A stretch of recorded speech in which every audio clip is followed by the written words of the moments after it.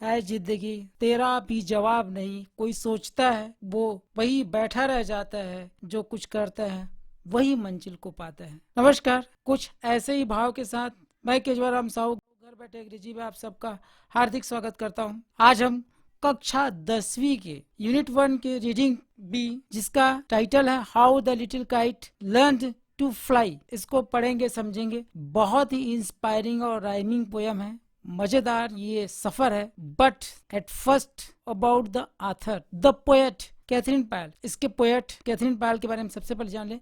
Catherine पायल का जन्म 22 नवंबर 1863 में विल्मिंगटन में हुआ था। 1879 की बात है, जब वो 16 साल की एक स्टूडेंट थी विल्मिंगटन के एक स्कूल में, तो उसकी पोयम द पाइपिंग शेफर्ड प्रकाशित हुई थी अटलांटिक मंथली में। इतनी टैलेंटेड थी कैथरीन पायल, उसने अपने कैरियर में लगभग 30 पुस्तकें लिखी और व्याख्या की हैं, और इसके साथ ही अन्य ऑथर्स की पुस्तकों की भी उसने व्याख्या की है।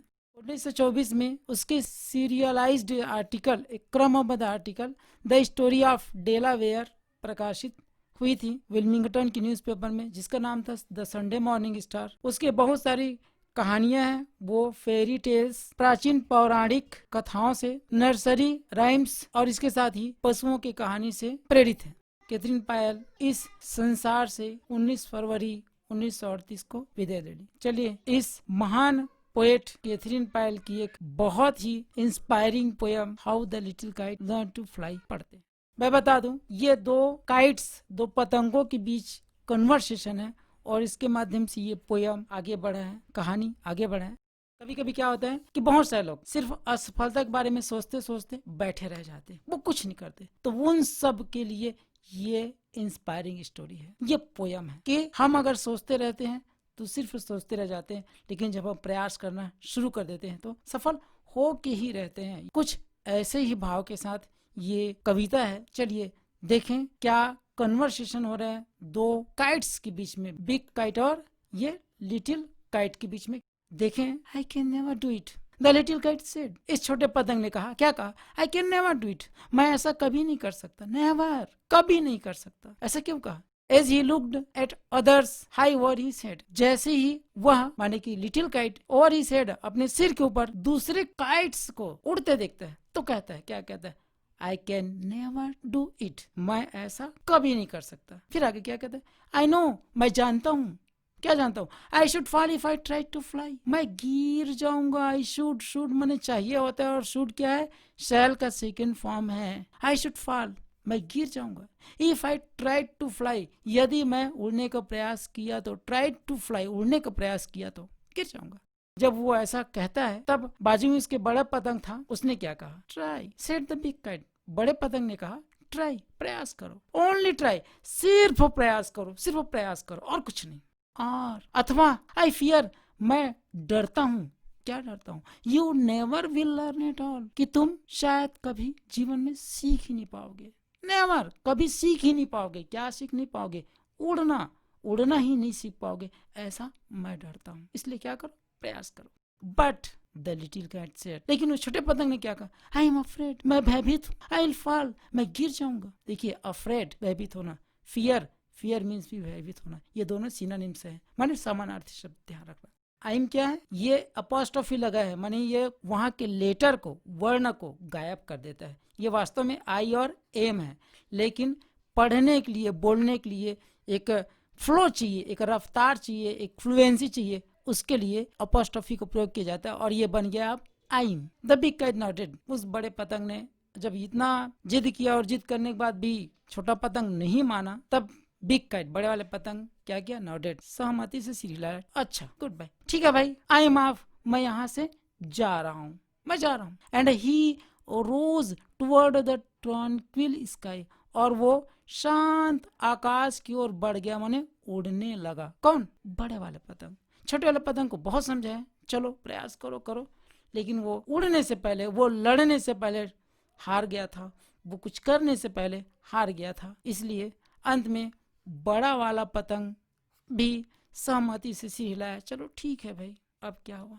Then the little kites paper stirred at the side, और तब देन मीन्स क्या हुआ तब। द लिटिल काइट से पेपर, लिटिल काइट का पेपर, यहाँ भी अपॉस्ट्रोफी लगा हुआ है, ध्यान रखना। इस अपॉस्ट्रोफी का दो काम होता है। क्या काम होता है? एक तो किसी लेटर को गायब कर देता है, जैसे ये डू और नॉट, ये डोंट हो गया, ये ओ को गायब कर दिया।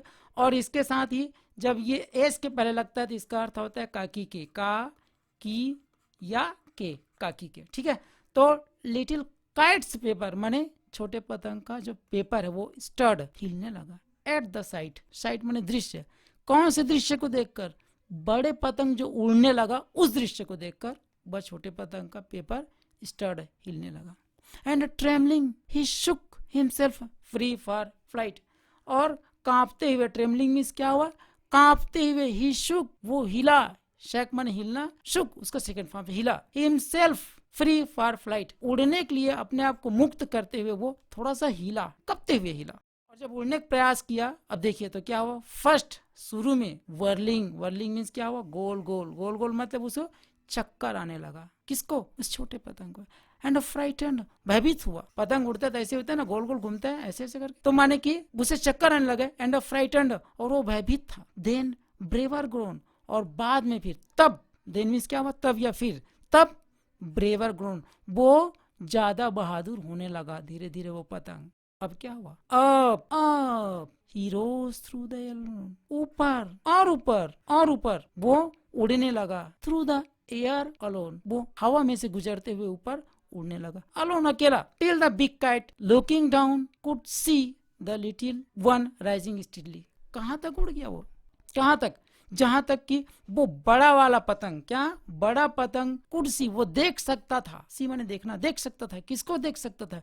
The little one rising steadily, वो देख सकता था कि ये छोटा वाला पतंग वो धीरे धीरे ऊपर आ रहा है, ये देख सकता था। इतना ऊपर वो चला गया। कौन चला गया भाई? कौन चला गया? छोटा वाला पतंग, ठीक है। Then how the little kite thrilled with pride, और तब छोटा पतंग गर्व से रोमांचित हो गया। थ्रिल्ड, रोमांचित हो गया, किसी से? गर्व से। कब? एज ही सेल्ड, जैसे ही, एज माने जैसे, जैसे ही सेल्ड, सेल्ड मीन्स क्या होता है? सेल मीन्स नाव चलाना भी होता है, और हवा में गोता खाना माने उड़ना भी होता है। तो वो जैसे ही हवा में उड़ने लगा, with the big kite, big kite के साथ, साइड बाय साइड, उसके साइड में, उसके देखो ये साइड में छोटा वाला पतंग भी जब उड़ने लगा, तो वो छोटा पतंग क्या हो गया? थ्रिल्ड विद प्राइड, गर्व से एकदम रोमांचित हो गया। While far below he could see the ground, अब वहां से far below माने बहुत नीचे, far ये बहुत दूरी को व्यक्त करता है, तो far below बहुत नीचे, he could see the ground, वो ग्राउंड को देख सकता था। कौन? छोटा पतंग। और क्या देख सकता था? and the boys, और लड़कों को भी देख सकता था, जो कैसे दिख रहे थे? like small spots moving around, एक छोटे धब्बे के जैसे, स्मॉल स्पॉट्स छोटे धब्बे के जैसे, ये जो कि मूविंग अराउंड, जो कि ऐसे घूम रहे हो, मूव कर रहे हो, गतिशील हो, ऐसे छोटे छोटे स्पॉट्स के जैसे, धब्बे के जैसे, डॉट के जैसे दिखाई दिए। इतना ऊपर वो चला गया था। कौन? छोटा पतंग।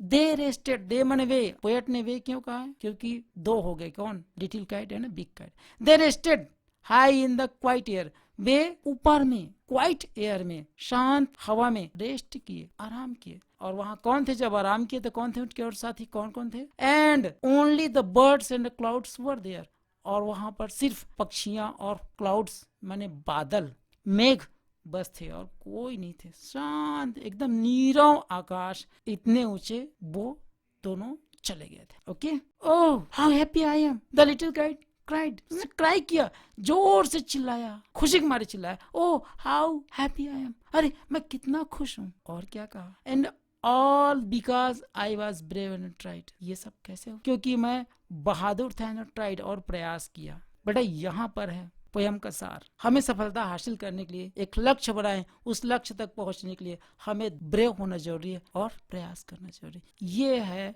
सार इस पोयम का। आई थिंक आप सबको ये पोयम बहुत ही अच्छा लगा होगा, अच्छे से समझ आया होगा।